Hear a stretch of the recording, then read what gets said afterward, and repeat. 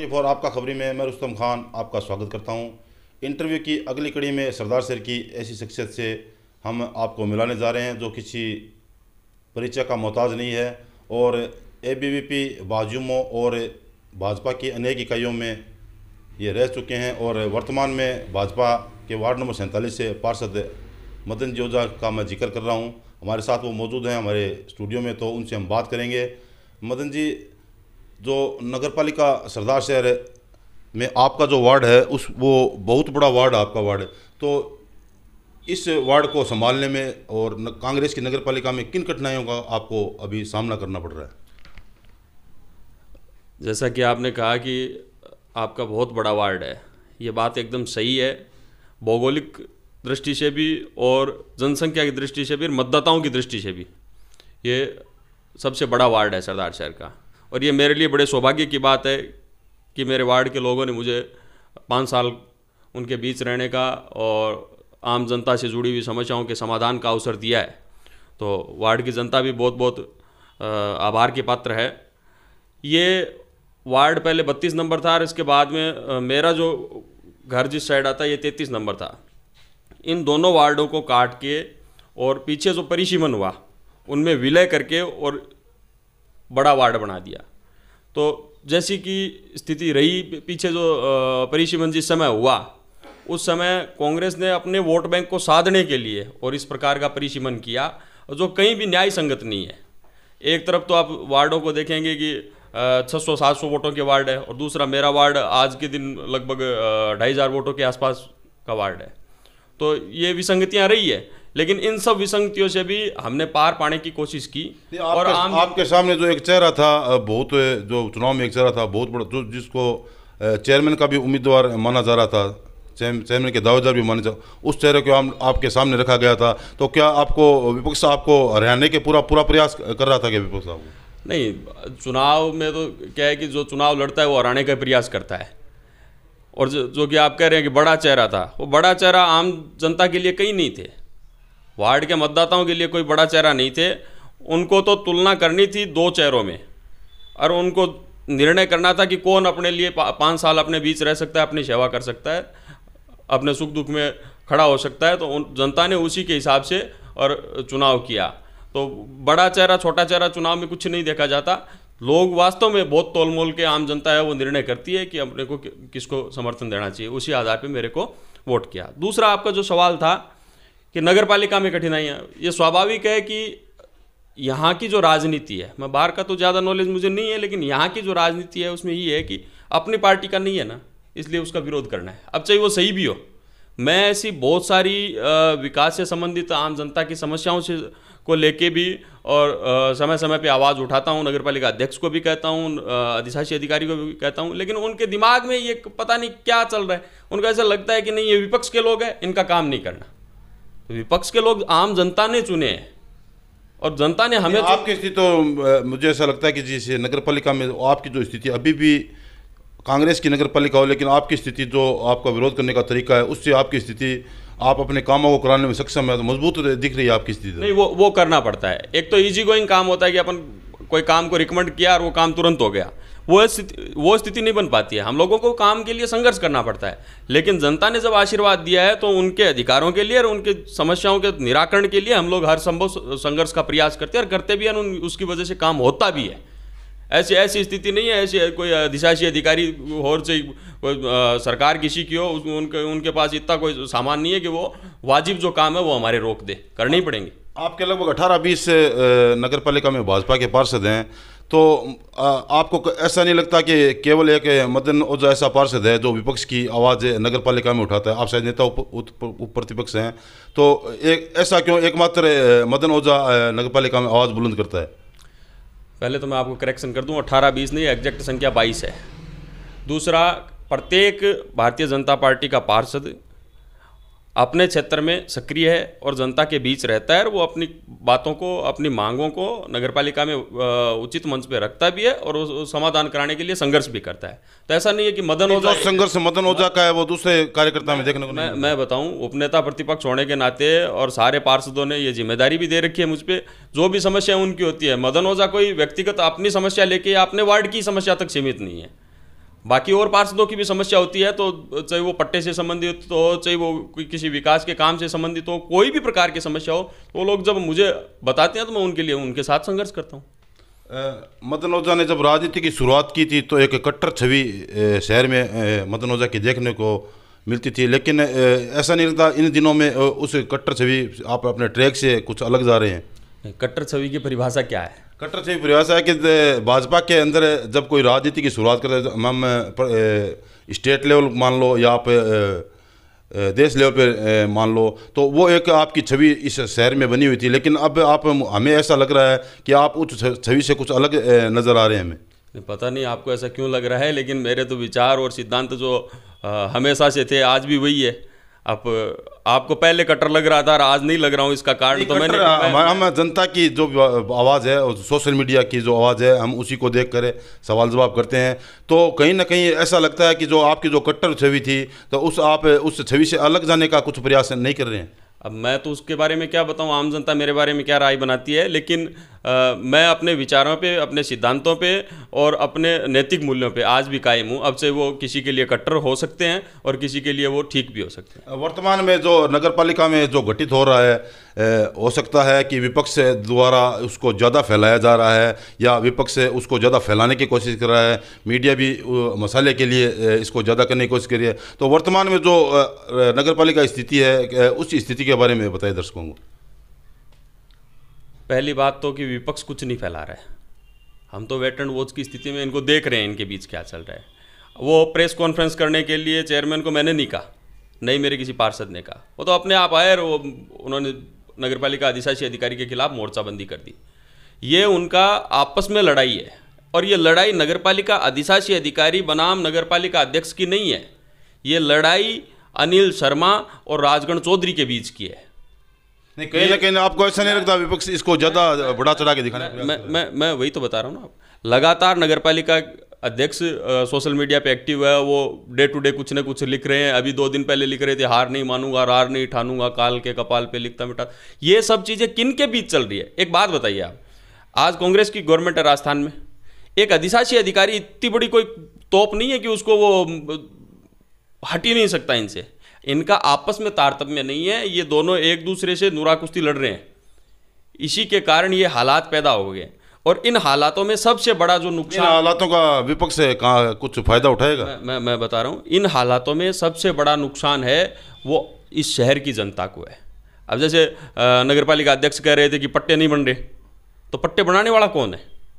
नगरपालिका अधिशासी अधिकारी और अध्यक्ष, इन दो के तो साइन होते हैं, उन पर वही तो बनाते हैं पट्टे। तो उन दोनों का ही आपस में तारतम्य नहीं है, तो आम जनता को इससे बहुत बड़ा नुकसान हो रहा है। दूसरा, इसमें इस पूरे घटनाक्रम में हमारी कहीं कोई भूमिका नहीं है, हम तो इसको देख ही रहे हैं। ये अब किस बात पे इनकी उखड़ रही है और किस बात पे ये एग्री हो रहे हैं, तो हमें तो इनकी जानकारी भी नहीं है। ये इनका आपस में निजी मामला है, व्यक्तिगत। नहीं, कहीं ना कहीं ऐसा नहीं लग रहा कि विपक्ष उसको कुछ ज़्यादा मसाला देने का प्रयास कर रहा है? नहीं, मसाला हम कहाँ मसाला दे रहे हैं, मसाला तो ये रोज़ खुद दे रहे हैं। कभी नगरपालिका अधिशासी अधिकारी कुछ बोल रहा है तो कभी नगरपालिका, ऐसा कोई बयान अभी तक न तो राजकरण चौधरी का सामने आया, न कोई आला कमान कांग्रेस का सरदार सरकी का सामने है। फिर भी उस बात को आपको ऐसा नहीं लगता कुछ बढ़ा चढ़ा के प्रस्तुत किया जा रहा है? हो सकता है जल्दी वो कोई बयान दे दे, अब वो बयान देंगे तभी आप मानोगे। नहीं तो देखो, ये स्थिति जग जाहिर हो चुकी है, आम जनता को पता चल गया है कि इनके बीच में अंतर्द्वंद चल रहा है। और वो अंतर्द्वंद किस प्रकार खत्म होगा और किस लेवल पे जाके खत्म होगा, इसका जानकारी मुझे तो नहीं है, लेकिन ये तय है कि इनके बीच में कुछ ना कुछ जरूर चल रहा है, और चल रहा है, वो दिख भी रहा है और वो दिखा रहे हैं। आप लोग पता नहीं क्यों नहीं समझ रहे हो, मीडिया के लोग तो बड़े समझदार होते हैं, आप लोगों को भी समझना चाहिए। अब एक जैसे उपचुनाव गए फिलहाल में और 27,000 वोटों से कांग्रेस ने जो चुनाव जीता था, तो आपको कहीं ना कहीं ऐसा नहीं लगता कि जो विपक्ष है वो एकदम निष्क्रिय रहा है पिछले कुछ दिनों में, तो जिसका परिणाम है वो 27,000 वोटों से हार रहा? विपक्ष सरदार शहर के अंदर आप मान लो, भाजपा पूरे देश में फैल चुकी है भाजपा, लेकिन 6 चुनाव 5 चुनाव लगातार हार चुके हैं, तो आपको कहीं ना कहीं ऐसा नहीं लगता कि एकदम निष्क्रिय होती जा रही है भाजपा सरदार शहर की? पीछे का जो चुनाव था वो एकदम मुद्दा विहीन चुनाव था। चुनाव हमेशा 2 दलों के बीच में, या कोई भी चुनाव उम्मीदवार जो भी लड़ते हैं ना, तो वो सरकार अपनी उपलब्धियां बताती है, विपक्ष सरकार की कमजोरियां बताता है, आम जनता उनका मूल्यांकन करती है। लेकिन ये चुनाव पहला मेरे जीवन में देखने के लिए, मैंने जो चुनाव देखे उनमें से पहला ऐसा चुनाव है जो वास्तव में मुद्दा विहीन चुनाव है। इसमें मुद्दे गौण हो गए।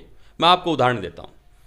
हमने आम जनता को बताया कि खाद्य सुरक्षा की योजना बंद कर दी, श्रम विभाग की योजनाएं बंद कर दी, पेपर लीक हो रहे हैं। अपराध के मामले में तो आप देख ही रहे हैं कि वो पूरे राजस्थान में एकदम पूरे भारत में राजस्थान टॉप पे है। भ्रष्टाचार का हर जगह बोलबाला है, शराब माफिया, भूमाफिया जगह जगह पनप रहे हैं। इन सब को प्रश्रय देने का काम है वो राजस्थान की सरकार कर रही है। लेकिन आम जनता के लिए ये सब चीज़ें मुद्दा नहीं रही। क्यों?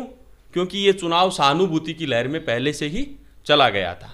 ये सहानुभूति का कार्ड आगे आने वाले चुनाव में नहीं होगा। हम लोग आने वाला चुनाव मैं बताऊं आपको, हम लोग विपरीत परिस्थितियों में चुनाव लड़ रहे थे। उसके बाद में भी हमने बहुत मजबूती से चुनाव लड़ा। इन्होंने रोमर फैलाए कि भारतीय जनता पार्टी 3 नंबर चली गई, फाइट में ही नहीं है। हम 65,000। कहीं ना कहीं आपको ये नहीं लगता कि सरदार शहर का जो आला कमान है उसके हाथ से जो कार्यकर्ताओं की वो कमान निकल चुकी थी चुनाव में, तो इस कारण ये सब अफवाहें हैं। कार्यकर्ता जी जान से चुनाव में जुटा। अगर कार्यकर्ता चुनाव में नहीं लगता तो 65,000 वोट कहाँ से आते? तो कार्यकर्ताओं ने बूथ लेवल पे, भारतीय जनता पार्टी एक कैडर बेस्ड पार्टी है और पूरे विश्व में सबसे बड़ी पार्टी है। यहाँ पे पन्ना प्रमुख तक की वोटर लिस्ट में जो एक पेज होता है उसके प्रमुख तक की भी व्यवस्था है हमारे पास। तो इतने सारे कार्यकर्ताओं के दम पे ही हम लोग चुनाव लड़ते हैं, उसके दम पे ही वोट मिलते हैं। ऐसा कोई एक व्यक्ति नहीं है, ऐसे कोई मदन ओझा के पास 1000, 2000, 5000 वोट है कि वो लाए और डलवा दिया, ऐसा थोड़ी है। हमारे साथ ये जो छोटे से छोटे कार्यकर्ता, बूथ पे संघर्ष करने वाले कार्यकर्ता है, उनके संघर्ष के आधार पे वोट मिलता है। ये जो उपचुनाव था जिले भर से, पूरे प्रदेश भर से बड़े बड़े नेताओं की सरदार शहर के अंदर एंट्री हुई थी भाजपा के नेताओं की, तो आपको नहीं लगता कि जो जिले के जो बड़े नेता हैं उन्होंने सरदार शहर की कांग्रेस को होल्ड कर लिया है और जहाँ जो लोकल आला कमान था उनके हाथ से भाजपा निकल चुकी है? नहीं, ऐसा नहीं होता। कोई भी चुनाव हो तो उसमें एक व्यवस्था रहती है। जैसे आप अभी देख रहे हो कि चुनाव की बात छोड़ो, आप तो राजस्थान में कांग्रेस के प्रभारी थे अजय माकन, उनको हटा के अभी रंधावा जी को लगा दिया। ऐसी व्यवस्थाएं चुनाव में भी रहती है। जैसे एक स्टेट का ऑब्जर्वर लगाते हैं, प्रभारी लगाते हैं, वैसे ही विधानसभा तक के प्रभारी होते हैं। चूंकि ये उपचुनाव था तो उपचुनाव में बाकी और नेता अन्य चुनाव में व्यस्त नहीं थे, इसलिए ज़्यादा लोग नेतागण का यहाँ पे आवागमन रहा। आप देखे होंगे कि मुख्यमंत्री ने भी यहाँ पे 2 सभाएं की। अब संभव है क्या कि 200 सीटों पे चुनाव और मुख्यमंत्री एक ही स्थान पे 2 सभाएं कर दे? तो कहीं और चुनाव नहीं। बात स्थानीय जो आला कमान है उसकी बात हो रही है, तो आपको कहीं ना कहीं ये नहीं लगता कि भाजपा के जो मुख्य आला कमान है वो अशोक जी पिंचा है, उनके हाथों में अब कार्यकर्ताओं की कमान थोड़ी मुश्किल नजर आ रही है? नहीं, ऐसा नहीं है।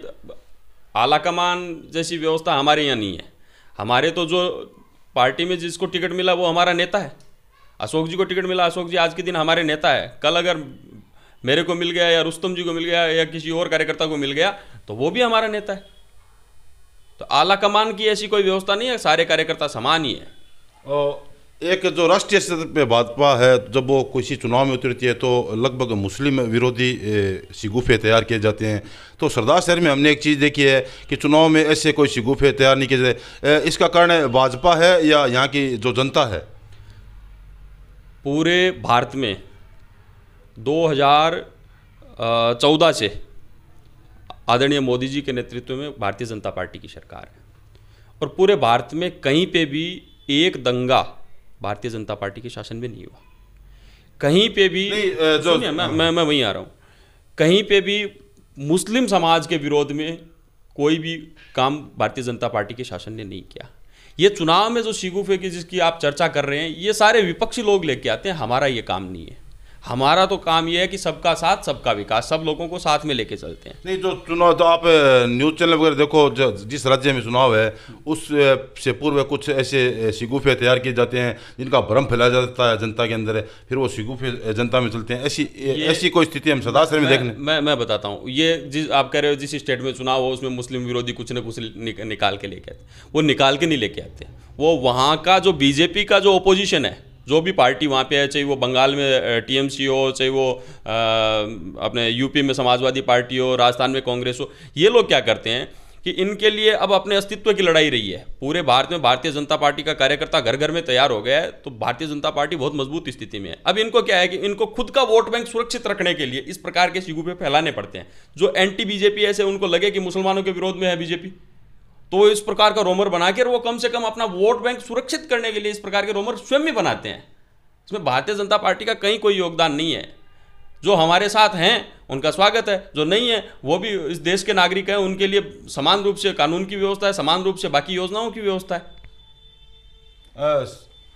श्री राम नवमी का जो आयोजन है, तो सरदार शहर का जो आयोजन है वो पूरे प्रदेश में अलग तरीके का आयोजन है, पूरे देश में उसको देखा जाता है।